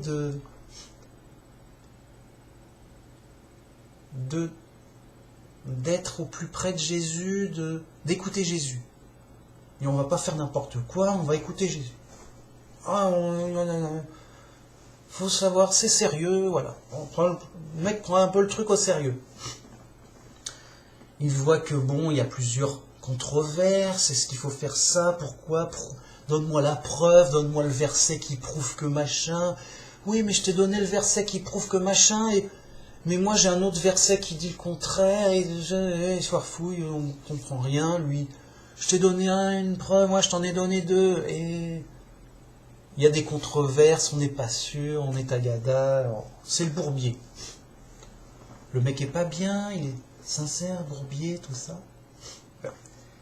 Et il faut que justement, ce chemin étroit, c'est justement de lui-même, il revienne à la Bible simple, on se dit, bon bah, écoute, c'est compliqué, j'en sais rien, mais je vais revenir au texte simple, le plus direct. Jésus, il a dit ça, il a dit ça. Après, chacun comprend comme il veut, mais bon, on revient au plus simple, au plus direct. Voilà. Et c'est tout ce que je dis. Revenez à la Bible simple, revenez directement à la Bible simple. C'est plus direct, c'est plus simple. Je me répète. Comme je me répète souvent, voilà. Et plus on revient donc à l'humilité, à la simplicité, à la logique simple, à la Bible directe, à qu'est-ce qu'a dit Jésus directement, qu'est-ce qu'a dit Dieu. Hein, et la folie commence à... On divague moins, on ne va pas dans tous les sens, ça se centre plus sur Jésus. Voilà. Jésus, il a dit ça, on suit Jésus. Mais il a dit ça clairement. Mais alors pourquoi on fait? Et donc, c'est ça le chemin étroit. Et plus il y va, plus c'est clair, simple et solide. Et à un moment, Jésus, il a dit ça, il n'a pas dit autre chose. Alors pourquoi les gens font autre chose? Pourquoi ils disent ça? Mais pourquoi ils... Et là, tout s'éclaire. Mais pourquoi ils s'en foutent? Je vais leur expliquer, je leur donner une preuve. Mais enfin, Jésus, il a dit ça. Oui, mais s'il faut le comprendre autrement que machin, il y a d'autres versets qui tu le mélanges et hop, ça te fait autre chose. Et pourquoi on fait toute cette tambouille? C'est l'organisation, t'es pas plus intelligent que l'organisation centralisée du pape qui, depuis des siècles, a tout... nanana. Oui, mais... Et il se retrouve tout seul, et dit, oui, mais t'es le pape pour m'expliquer la Bible? Non, bon, eh ben c'est le pape qui explique la Bible, c'est tout. Il est infaillible et c'est le meilleur. Voilà quoi, oh, ils font gaffe les mecs, c'est leur boulot. Ils ont voué leur vie pour Dieu. Fais-leur confiance. Fais-leur confiance à eux, pas à Jésus ou à la Bible, ou à Dieu encore moins. Fais confiance au pape. Oui, tout va bien. Alors, ce vrai chrétien, qu'est-ce qu'il a? C'est juste quelqu'un de sincère et de sérieux qui est revenu au plus près de la Bible simple et logique. La Bible simple. Un humble, il s'en tient, mais écoute, je sais pas, mais la Bible a dit ça, ça me paraît simple, je fais ce que c'est. Voilà. Vous voyez, c'est son rapport, c'est lui-même avec son rapport avec la vérité. C'est qu'est-ce que je crois moi, qu'est-ce que je lis, qu'est-ce que j'ai compris. Et pas qu'est-ce que les autres ont compris. Voilà. Je peux me tromper, mais au moins j'ai essayé direct. Voilà. Si je crois un truc que je ne comprends pas, je veux dire, la vérité, une vérité qu'on ne comprend pas, c'est pas une vérité. Si je te dis la vérité, c'est bloc. Je connais la vérité. C'est quoi? C'est bloc. Bon, autant dire que tu sais pas la vérité. Mais si on me l'a dit, mais non, ben c'est quoi ça? Tu comprends pas ce que tu... La vérité, nécessite qu'on comprenne bien de quoi on parle. Voilà, le ciel est bleu. Il n'est pas vert. C'est la vérité et je comprends bien de ce que c'est. Mais bon, les fous, ils se sont tellement défoncé le cerveau les uns aux autres que voilà, c'est normal. Mais, je le répète, la vérité nécessite obligatoirement qu'elle soit bien comprise. C'est comme si je dis 1 + 1 est égal à 2 à mon chat. Je ne peux pas dire qu'il connaît la vérité, il ne comprend pas ce que j'ai dit. Il l'a entendu, il l'a bien entendu, bon. Mais il n'a pas compris. Bon. Vous voyez, même s'il répète 1 + 1 est égal à 2, il n'a pas la vérité. Un perroquet, il répète, mais il n'y a pas... Non. Primo, une obligation de comprendre. Secondo, il ne faut pas comprendre n'importe quoi. Donc, au plus près du message reçu, simple, dit qu'on a de Jésus.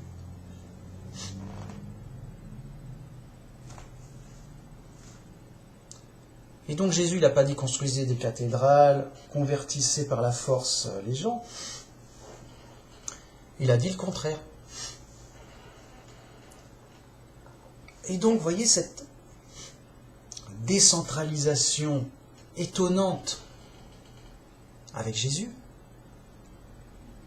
c'est qu'il n'y a pas de barrière. Le mec, il n'a pas besoin de parler en latin ou en hébreu, et de prier des trucs.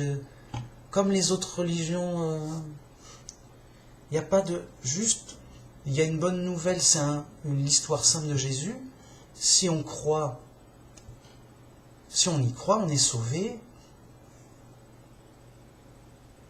Et on a foi dans le sacrifice de Jésus qui nous sauve. Et on croit que nous aussi, on sera ressuscités et on passera le jugement grâce à notre foi en Jésus.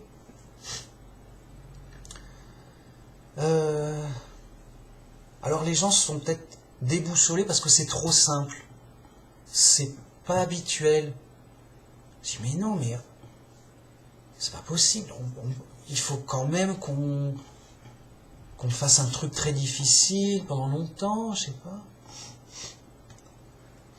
Faut que ça se voit. Faut qu'on voit qu'on l'ait mérité. Faut au moins se couper un bras. Regarde. Je me suis fouetté, je me suis coupé un bras. C'était dur. Mais voilà, c'est ma foi. La puissance de ma foi pour aller au paradis. C'est quelle religion ça? C'est quelle religion? Je ne connaissais pas cette religion bizarre. C'est pas chrétien. C'est fou. Je sais, c'est fou. C'est malsain, c'est dégueulasse. Comme c'est écrit, Babylone est devenue un repère de démons. Les mecs, c'est des rebelles à Dieu, c'est des fous, c'est des criminels, c'est des malades mentales, c'est des démons. Un démon, c'est un brigand, c'est un démon, normalement, c'est un ange rebelle à Dieu.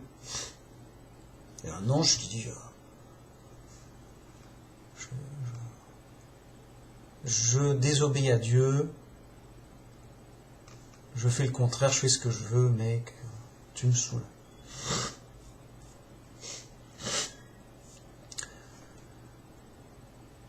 Eh ben, c'est ce que font les chefs de Babylone la Grande, les chefs religieux du monde, chrétiens, le pape et les autres, les évêques et les pasteurs, les tagadas et les soins-soins. C'est devenu un repère de démons. Ils ont centralisé leur folie. On dit voilà, maintenant on va croire en ceci, on s'est fabriqué un truc, trinitoche et tout. Et puis toutes sortes de dérives dégueulasses, quoi. C'est un contre-exemple du vrai christianisme. Bon.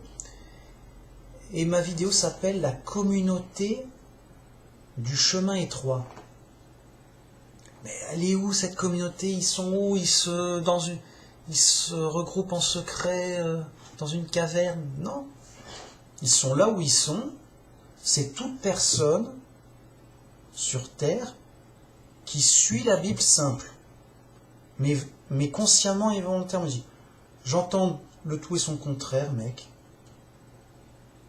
Écoute, moi je vais suivre la Bible simple, je vérifie directement, simplement. Je suis assez solide sur ma compréhension de... Plus c'est simple, plus c'est... Voilà, c'est simple, mais j'ai des doutes. Non, c'est simple, et je suis convaincu que la vérité, c'est simplement ce qu'on nous a dit. Vous voyez, des gens solides sur la simplicité de la Bible. Hein. On ne nous a pas dit le contraire de ce qui est écrit. Hein. Je l'ai lu, voilà, quand même.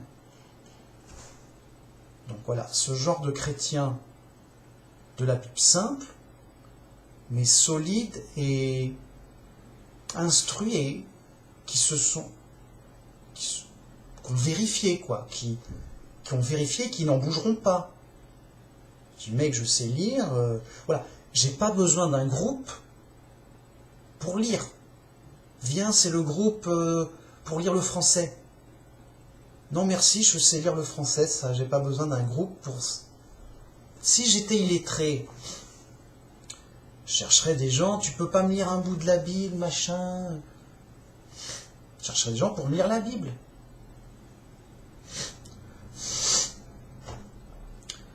Mais voyez, le passage habituel, c'est qu'au début on est perdu tagada, c'est normal. On cherche un groupe pour nous dire c'est compliqué la vie, tu peux pas m'expliquer, machin.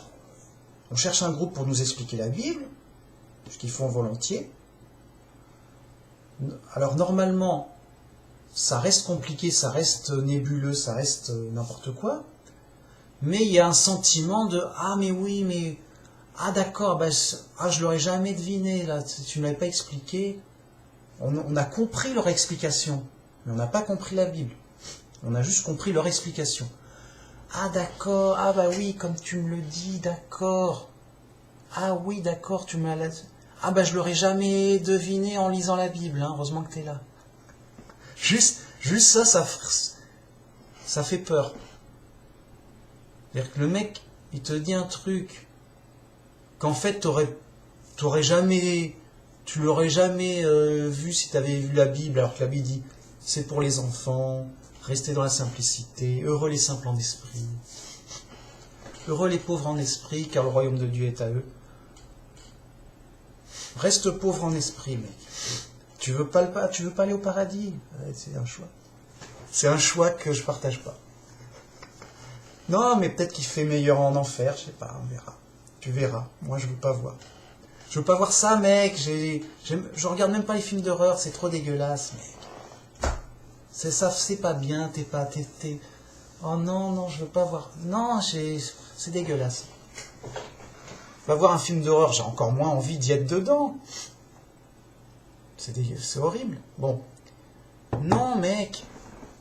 Donc, le mec, il te dit un truc que tu n'aurais jamais lu dans la Bible.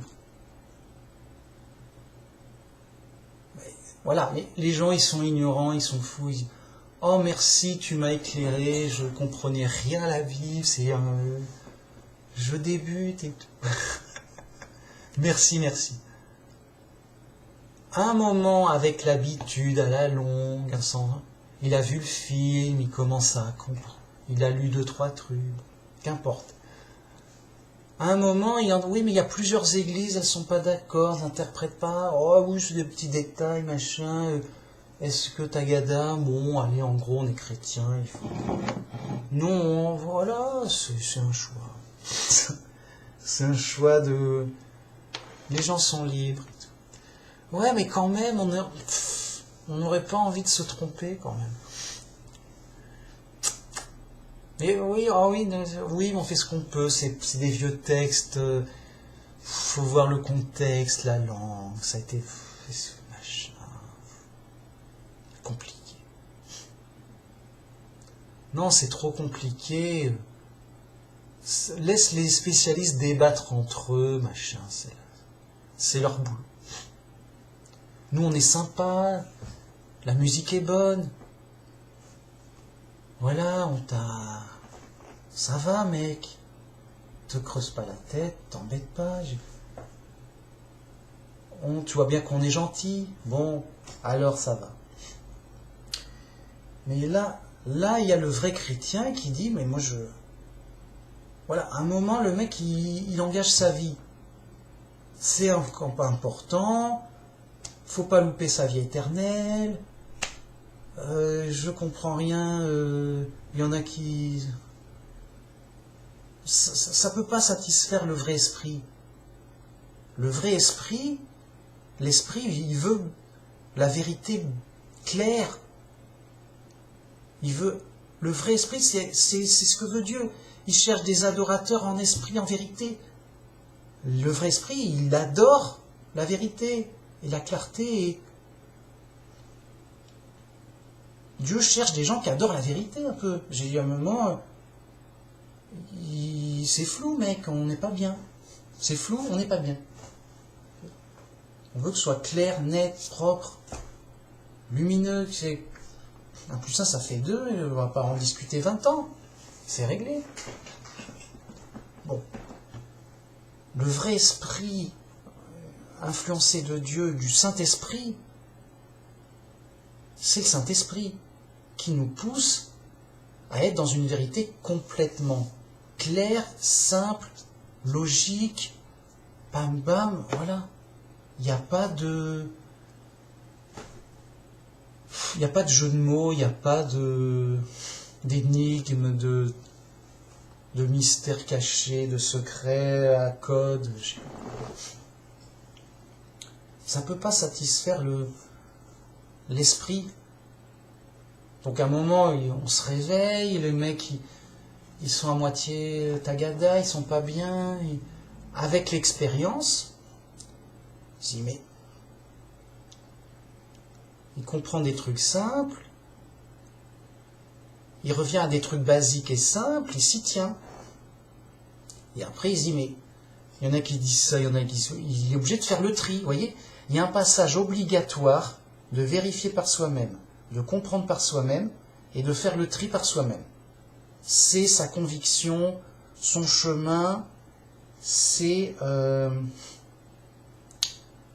sa vie qu'on met en jeu, c'est sa foi, c'est sa conviction. On va pas dire bon, j'y crois pas, mais on m'a dit d'y croire parce que j'y crois à moitié parce que je comprends pas mais c'est les chefs de l'église qui ont dit ça. J'y crois à moitié, bon, on verra. Pourquoi pas. J'y crois à moitié, mais bon, bah j'y crois. C'est mince. C'est un chemin, une aventure de vérité. C'est allons trouver la vérité jusqu'à ce qu'on l'ait. Jusqu'à ce qu'on ait la vérité. Et la vérité vous rendra libre. Comme disait Jésus. Donc, j'en étais où? Oui. Donc Jésus vient pour décentraliser tout ça, afin que chacun revienne à lui-même, et d'ailleurs le temple de Dieu est en nous, afin que chacun revienne à lui-même et qu'il soit à lui-même une base, qui ne soit pas attaché à un centre, à un groupe, une base autonome. Il dit voilà, que les gens soient d'accord ou pas, moi je suis chrétien, voilà. Les gens ils disent ceci, ils disent cela, ils sont libres. Mais moi, sa conviction, que chacun revienne à sa conviction personnelle. Voilà. Qu'on ne soit pas dans un pays où il y a une religion officielle, où on est obligé, le mec il est né, là. Comme dans les pays... voilà. Ben oui, dans un pays musulman ou dans le judaïsme, entre guillemets, tu nais là, tu es obligé d'être là, parce que dans la loi, c'est celui qui veut vous amener à d'autres dieux, tout ça, tuez-le. Heureusement que les judaïstes n'appliquent pas le judaïsme. Heureusement que les judaïstes sont des faux judaïstes. Sinon, ils devraient tuer à gogo tous les jours. Quoi. Ils en avaient marre. On a marre de tuer les gens, mec. On fait comment? Bon. Évidemment qu'ils le font pas et que les mecs sont à moitié athées. C'est n'importe quoi. Les mecs sont devenus trop fous dans le judaïsme. Ça ressemble plus à rien. Je sais pas ce qu'ils font. C'est fou. Les mecs sont fous. Je sais pas. C'est autre chose. Ils sont devenus fous. Bon, c'est pas grave. Dans l'islam, tu nais musulman, tu restes, sinon tu te fais tuer. Enfin, en gros, quoi. Je sais pas. Les mecs sont... Ah ben non, moi, ils sont obligés de croire à ce qu'ils ne croient pas, parce qu'il ne faut pas se faire tuer, quoi, c'est tout. Ou alors ils doivent partir, pour être libres. Ben voilà, libres vis-à-vis de leurs convictions. Donc, ouf, avec le christianisme ou les pays libres, on peut réellement revenir à nos propres convictions, à notre propre compréhension. Vous voyez, il y a des notions de vraie foi et de vraie vérité, de vraie compréhension, grâce au christianisme. Et le christianisme, c'est l'inventeur de la laïcité. Contrairement à ce qu'on s'imagine, non, c'est le contraire. Non, c'est Babylone la Grande, le contraire du christianisme. Le vrai christianisme, c'est laisser à César ce qu'il y a à César, rendre à Dieu ce qu'il y a à Dieu. Et évidemment qu'un vrai chrétien, il ne va pas fouetter son prochain pour l'obliger à croire ou à pas croire. C'est juste le contraire, c'est fou. C'est trop le contraire, c'est trop fou. Bref, donc évidemment que le vrai chrétien, il laisse à César la politique et diriger le pays. Et il va... C'est pas qu'il va pas, c'est qu'il peut pas imposer. Son but, c'est d'être le plus faible. Voilà, je suis un vrai chrétien, regardez, j'ai pas d'armes, je suis nul, j'ai pas de richesse, je suis faible. Bon, bah le mec, t'as pas besoin d'en savoir plus, il va pas imposer il va rien imposer. Hein. Sinon, il s'en prend deux, il se prend une baffe sur la joue droite et sur la joue gauche. Hein. Et on dit, bah voilà un vrai chrétien, il s'est pris 2 baffes. On lui a donné une baffe sur la joue droite, je sais pas, il avait l'air de je sais pas quoi, sans raison. En plus, il embête les gens, il s'en prend une. Et il s'en prend une deuxième, parce que c'est un vrai chrétien. Point, mais les gens, ils sont à des kilos, ils savent pas ce que c'est qu'un vrai chrétien. Mais c'est normal, ils le voient pas. Ils voient Jésus, ils disent, on va pas faire comme Jésus, on va pas se faire tuer par les gens comme ça, gratos. Voilà. Alors, oui et non, parce qu'en effet, on ne doit pas se défendre, mais on ne cherche pas à se faire tuer non plus. Bon, bref, tout ça pour dire que c'est ça la vraie communauté des vrais chrétiens du chemin étroit. C'est des gens qui par eux-mêmes sont revenus à la Bible simple, mais solidement. On peut pas si on peut les enlever, c'est que bon bah c'est qu'ils non, soyons fous. C'est qu'ils n'ont pas compris qu'il faut pas être fou, que la logique c'est la logique, que le simple c'est simple et que A ça veut dire A et B ça veut dire B et que ils se sont dit non mais on s'ennuie, c'est trop simple.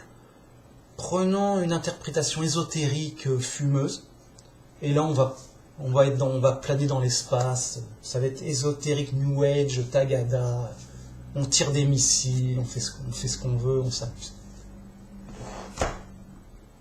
Juste, le vrai christianisme, c'est anti-secte. T'as pas à rentrer dans un groupe de mecs tordus, c'est anti-secte, anti-arnaque, c'est gratos à pleurer, personne n'en veut, c'est tellement gratuit que personne n'en veut. C'est anti-secte, anti-arnaque, anti-abus, parce que tu ne peux rien imposer à personne. Ta femme te frappe, t'en reprends une deuxième. Sérieux. Ta femme te gifle, c'est pas gentil. Tends la joue droite, tends la joue gauche. Et tu prends une deuxième claque. Ça, c'est du vrai chrétien. Oh bah non, alors comme Jésus, alors si on te frappe, oui, oui, mais alors si on te vole ton manteau, donne encore ta tunique, oui. Avec ça, on va pas conquérir le monde. Hein. Oui, ça, c'est anti-arnaque, anti-abus, anti-tyrannie, anti-secte, gloire du monde. Et c'est moi le roi du monde, maître du monde. C'est anti-orgueil.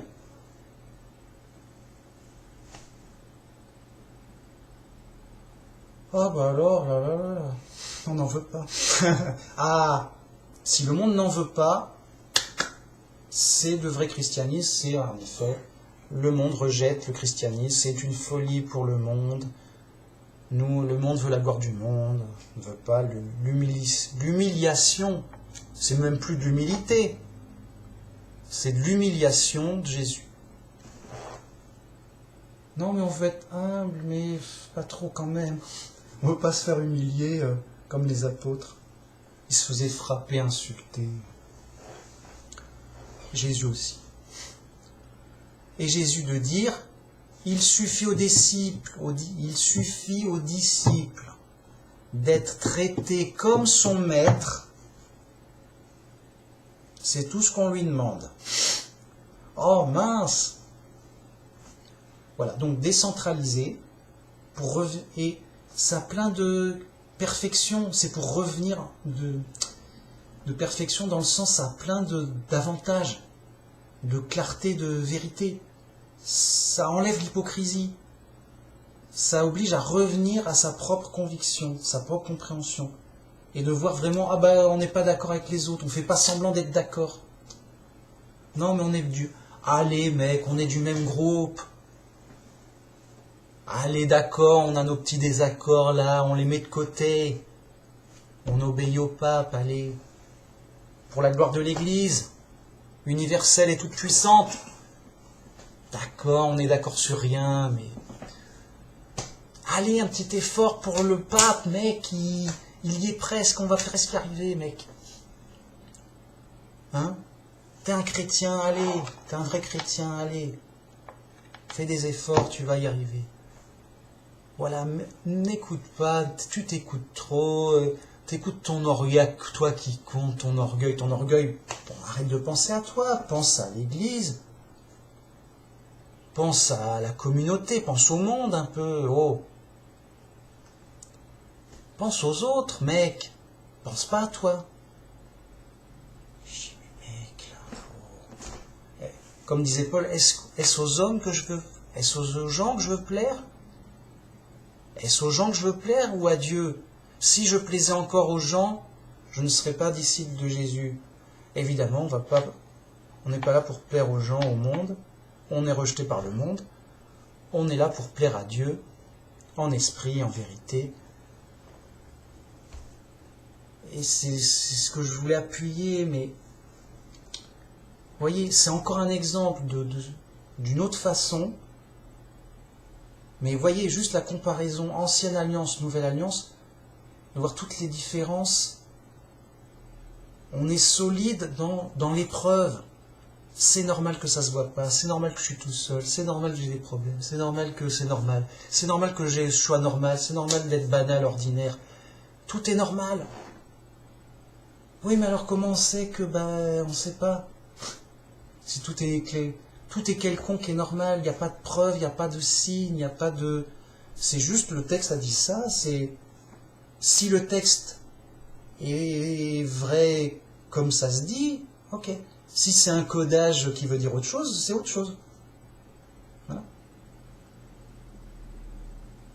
Et pourquoi on nous cache la vérité, on nous dirait, voilà, si je sais pas la vérité, parce que Dieu l'a codé, c'est normal. Je suis dans...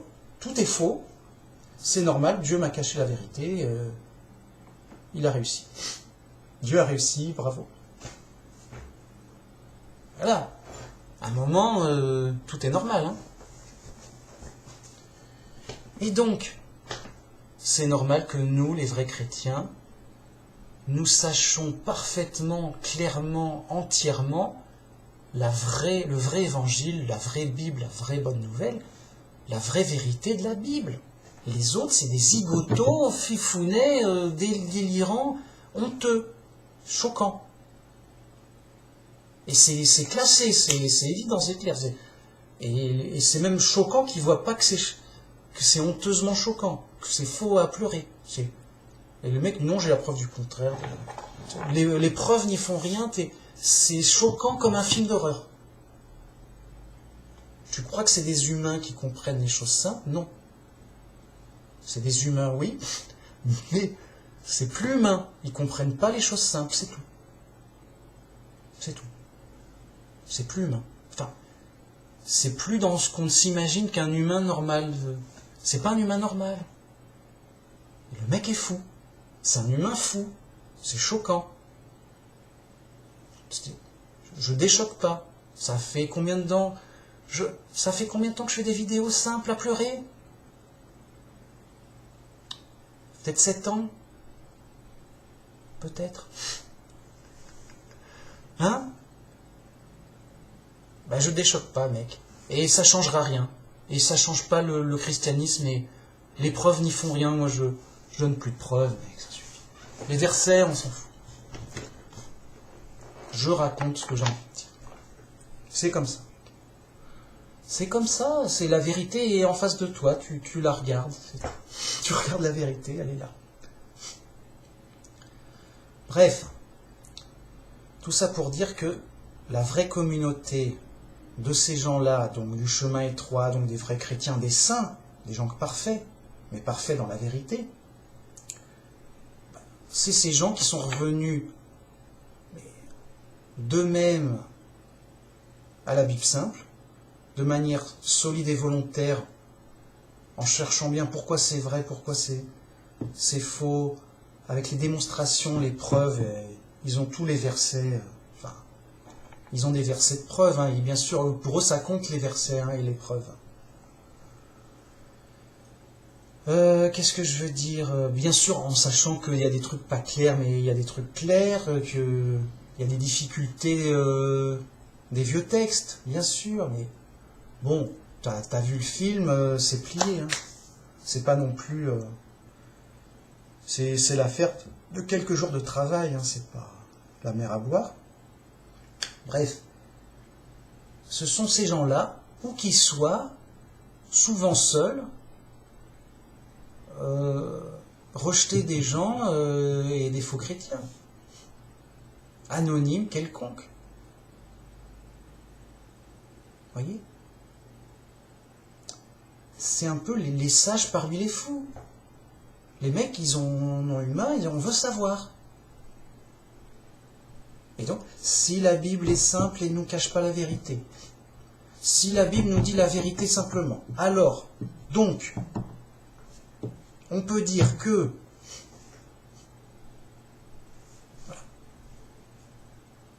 et que la traduction est normale et qu'on nous dit un truc qu'on comprenne.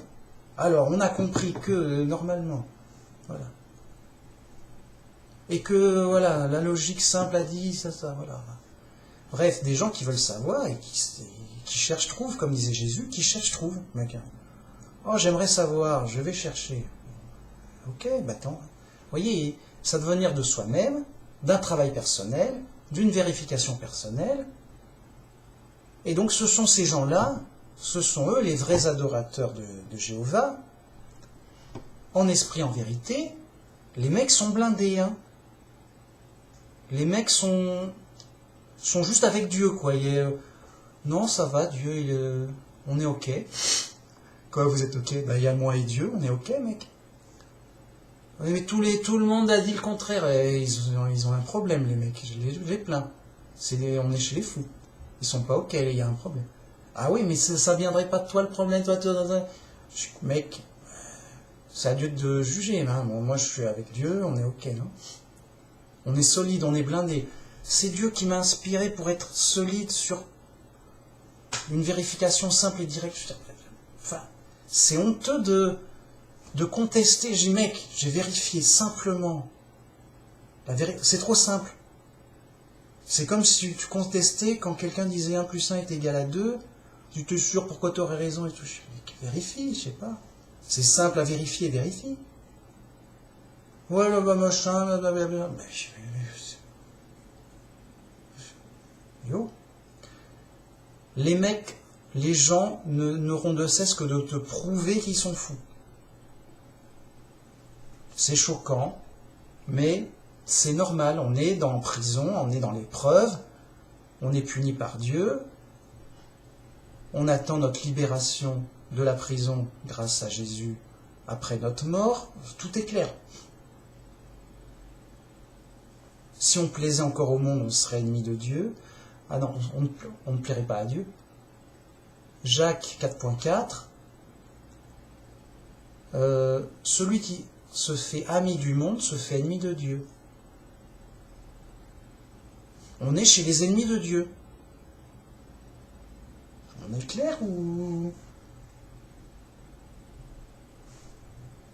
Si un chrétien ne comprend pas Jacques 4.4, dire ça va, je fais comme tout le monde, on est bien, tranquille. Mais femme adultère que tu es, c'est écrit. Non, c'est pas écrit ça. Moi j'étais là, tout content, je vérifie. C'est pas écrit ça, mec, qu'est-ce que tu fais? Ou alors c'est moi qui suis nul à pleurer.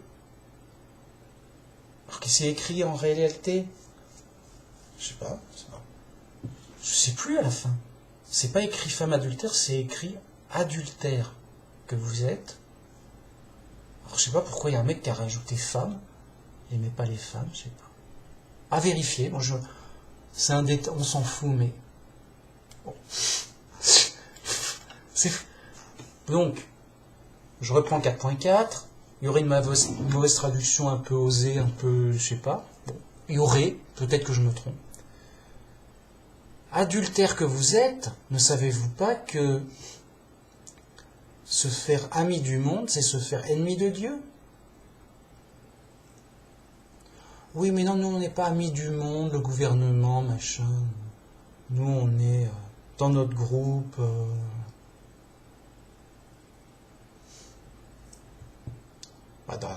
Déjà, au moins tu fais pas de politique. Hein? Si, mais c'est pour que la politique aille dans le sens de mon groupe, mais bon, bref, les gens peuvent toujours se trouver des excuses, mais le fond du truc, c'est tu te fais ami du monde, voilà, au moins être conscient qu'on est chez les ennemis de Dieu, donc en prison. On est en prison chez les fous, les ennemis de Dieu. Tout rebelle à Dieu est fou. Les démons sont tous fous, le diable est fou. Le diable est le chef des rebelles, le chef des démons, le chef des rebelles. Un démon, c'est un ange rebelle. Et voilà, c'est tout. C'est pas compliqué, hein. Plus on... comment dire? C'est Dieu qui donne la vérité et le bien et le juste. Se rebeller contre Dieu, c'est rejeter la vérité, le bien et le juste. À un moment, ça tourne mal, hein. À un moment, ça tourne mal, mec. Ça peut te sembler bien de ton point de vue, non, mais je le vois mieux comme ça, mais à un moment, ça va pas, hein. Bref. Et donc voilà, le vrai christianisme, c'est une toute autre alliance, décentralisée, où c'est un retour à l'individu, qui est sauvé individuellement par sa foi, et sa recherche individuelle par sa foi. Il peut aider les autres, mais c'est à chacun de choisir librement dans sa conviction personnelle. C'est un chemin de foi. Et, vous voyez, d'autant plus on n'impose rien à personne qu'on ne veut pas fausser la foi des autres. Ça donne ça contre-productif. C'est un peu, on obligerait aux gens à croire un truc, ça marcherait peut-être un temps en apparence, et après, mais non, les scientifiques ont dit que non, tu nous as fait croire n'importe quoi. Et tout ça. C'est un peu comme les témoins de Jéhovah. Les mecs, ils sont plus témoins de Jéhovah, ok, mais après, ils reviennent à la Trinité. Mais j'ai dit, mais ils ont rien. Mais alors, ils ont rien compris. Ils ont rejeté l'essentiel. Je comprends pas. C'est que tu sors d'une secte chrétienne, ok. Tu restes chrétien, ok, c'est ta vraie foi à toi. Mais que tu changes ta foi chrétienne en toute autre chose. J'ai dit, mais mec, c'est pas possible. On t'a mal expliqué la clarté de la simplicité. Alors peut-être qu'ils l'ont associé à la secte, oui, mais autant... voilà, on ne sort pas du christianisme, on ne sort pas d'une église pour aller courir sur du n'importe quoi. Ça me choque, moi. Ça me choque. Un mec qui est pas trinitaire et qui devient trinitaire, je dis, mais... Alors c'est, pourquoi pas 4 en 1 ? Non, parce que la tradition, c'est plus sûr, machin. Ok. Non, mais ils ont tué des gens et des hérétiques et des sorcières, c'est peut-être plus sûr. Oh non, on n'est pas si cruel que ça. Non, mais c'est peut-être plus sûr, hein. Une sorcière, c'est méchant, hein. Ça peut te manger tes enfants. Tu te tué 2-3 sorcières, tu serais plus rassuré aussi. Mec, les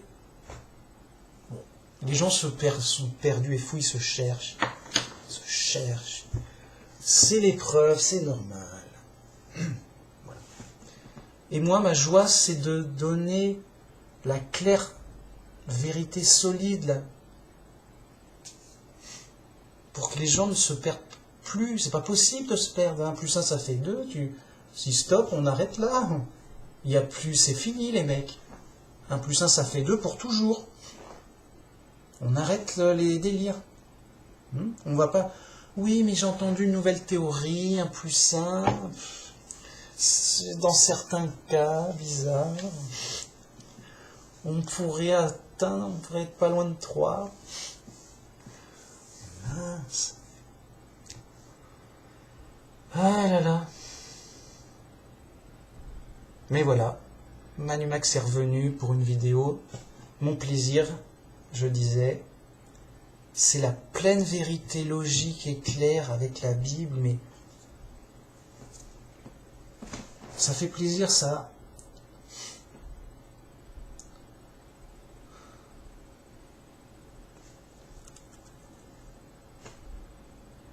C'est l'accès direct à la vérité qu'on peut vérifier. Si tu peux pas le vérifier, tu peux pas savoir. Donc, on ne veut pas croire en n'importe quoi. Nous croyons en la Bible. Et dans ce cas-là, on vérifie directement dans la Bible en français de quoi il ressort. Il y a peut-être des sujets plus compliqués que d'autres, mais pour l'essentiel, il ne faut pas se tromper. Et pour l'essentiel, c'est clair, nous croyons en Jéhovah, le seul vrai Dieu, notre Père seul, lui seul, notre Père qui nous aime. Point. Et par Jésus, son Fils qu'il a envoyé sur terre, il n'a pas pris un humain au hasard, ce sera toi qui te sacrifieras pour tous les autres. Nananer. Il a pris son Fils unique, qui était un ange au ciel, pour naître sur terre, se sacrifier afin que tout le monde participe de sa vie éternelle qu'il a retrouvée grâce à Dieu. Jésus a sacrifié sa vie éternelle qu'il avait au ciel pour vivre avec nous. Et comme disait Paul, si nous souffrons et nous mourrons avec lui, nous vivrons avec lui. On vit avec Jésus, on souffre avec Jésus. Jésus, il a été clair, celui qui ne porte pas sa croix ne peut pas être mon disciple. Mon disciple, c'est les gens qui sont là pour, pour souffrir avec moi du monde. Le monde a fait souffrir Jésus. On est là pour être ordinaire, donc pour souffrir de la vie ordinaire du monde. Mais patient, que c'est pour la gloire de Dieu, pour justement être sauvé, avoir la vie éternelle, et que c'est formateur à tous les niveaux pour la vie éternelle, pour être dans le vrai esprit de Dieu, à l'image, imitons Jésus, à l'image de Jésus. Et imitons Jésus pas en apparence ou en folklore, en esprit, dans ses commandements, d'aimer son prochain, même ses ennemis. Voilà en quoi il faut imiter Jésus. Et travaillons notre foi en Jéhovah, notre Père, et le Père de Jésus, etc., etc. Et sur ce chemin, voyez, un chemin de vérité et de vie, on aura accès à plus de vie et de vérité dès maintenant, mais dans le sens où on comprend mieux les choses et qu'on vivra, comment dire, on vivra la vraie vie ordinaire humaine, avec la condition humaine, quoi, qu'on connaîtra bien. Vous voyez ? Jusqu'à la pleine vérité, la pleine vie éternelle au paradis. Vous voyez ? Mais on a déjà l'essentiel de la vérité grâce à Jésus. Le cœur de la vérité, c'est que Dieu est Dieu, et que c'est lui qui a tout fait, que c'est un savoir, c'est clair. Mais surtout que c'est notre Père qui nous aime, qui veut nous sauver gratuitement et qui a donné la vie de son Fils unique en prix pour racheter nos fautes, pour satisfaire la justice, pour payer ce qu'on doit à la justice pour sortir de prison. Il a donné, il a pourvu au sacrifice. Dieu pourvoira, comme c'est écrit, Jéhovah pourvoira, comme c'est écrit, car Abraham avait besoin d'un sacrifice, et il a dit Dieu pourvoira, et en effet, Dieu a donné un bélier,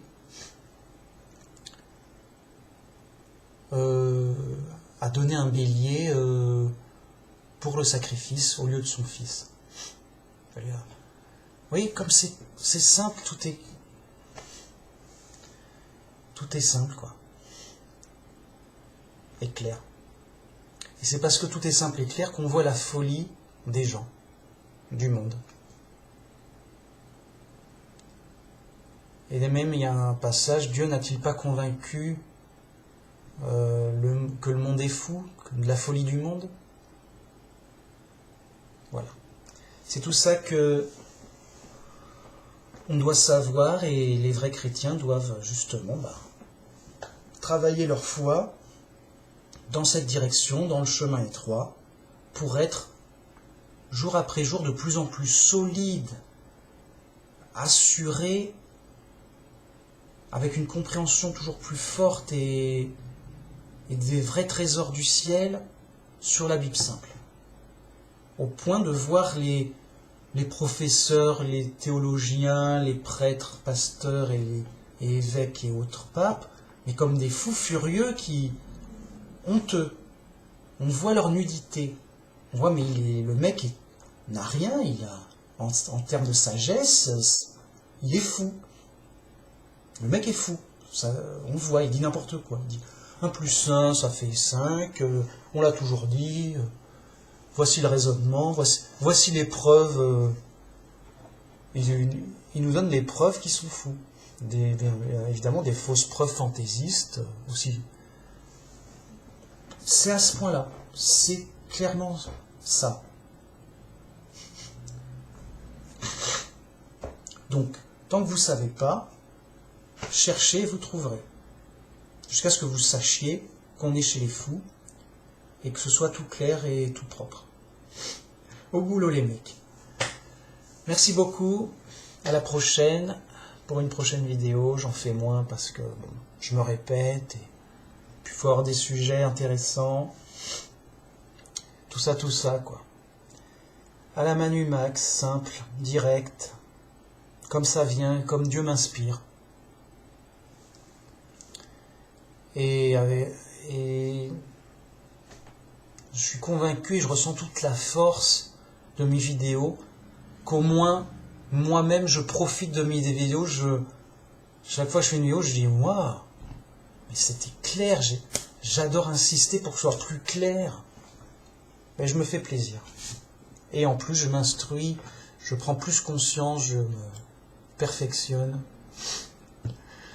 pour faire du meilleur Manu Max. À la prochaine, merci. Que Jéhovah nous aide, que Jéhovah nous guide dans les ténèbres où nous sommes. Merci, au revoir.